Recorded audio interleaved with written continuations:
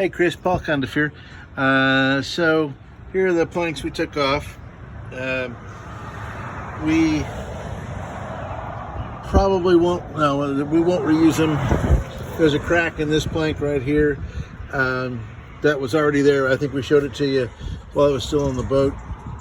And what we did is just got them off as fast as we could, because the labor to get these off and not be able to reuse them compared to the labor to just core around the screws and drop these off is quite a bit less. You may be a candidate for some refastening. This one, basically, these screws, there was at one time there was 5 screws in these, and as you can see, that 1, 2, 3 of the 5 deteriorated. I would say that these extra 2 screws were put in at a different time. So which would be one method of refastening. We may have to think about doing that. But the main concern is the fact that these steve bit white oak frames, steve bit frames were rotted off on this side. Now, until we got this open, I was really concerned that the other side was also rotted off. That we might fix the one side and then have a problem on the starboard side, but that doesn't seem to be the case. I can only guess that this boat listed to port, and therefore the ends of these frames were bathed in rot spores once it started, because the other side seems to be intact. We have a borax solution that we can treat everything that's remaining in here with, that should arrest any remaining rot. If there is any remaining that needs to be arrested, that's what that does. So the borax solution does that. And as you can see, we're missing this frame. Well, not really missing it. It fell out. It's right here. So what we're going to do, I think I went over this before, but I didn't really have show and tell. I kind of just had to describe what we're going to do. We're going to reproduce these, and that looks like a straight line, but it's actually got a slight curve to it. We would reproduce these, then we would bend the new white oak rib to that shape, and the white oak rib would come past this point. We would cut it off where we don't have rot, get rid of the rot by cutting it off. We'd cut it off past that point. We'd make the new rib come a couple of planks. Probably we were going to do 1 plank before, but now I think we'll make it come 2 planks up the side. On both sides. We'll go ahead and reinforce the other side as well while we're doing this.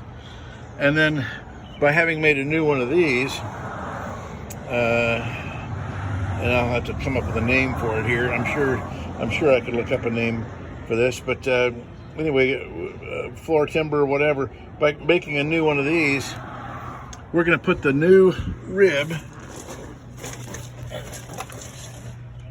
either in front of or behind, I'm on the back side, the existing rib, and go all the way across. And then we would put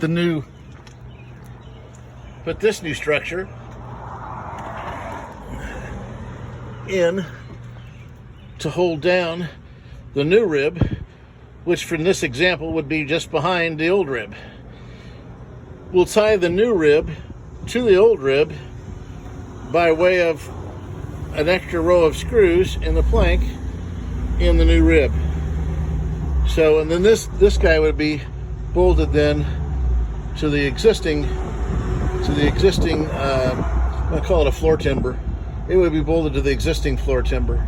So that's how we intend to do that, and make this all fit together. So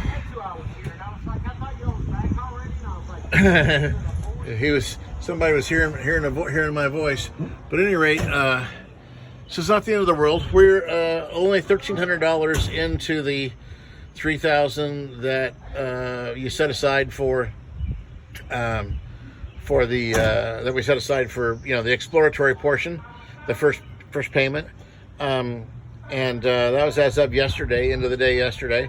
Of course, we removed 2 planks, and we have then soaked this with a degreaser, and we have pressure washed it, and so that we can better see what we have. I think we've got to do this again. Doesn't take a long time to do it. We soak it and soak it again, and then we'll come back and pressure wash it again. I need to have it clean of grease so that I can make the pieces bond. I know these existing pieces need to be clean of grease so I can make the new pieces bond to them. So we're thinking that we'll be able to do one of these frame stations a day. We might be able to do more once we get in our groove. Then we have 1, 2, 3, 4, 5 is missing, 6, 7, 8, 9, 10, 11, 12, 13, 14, 15, 16, looks like 17 frame stations. So it'll be 17 days.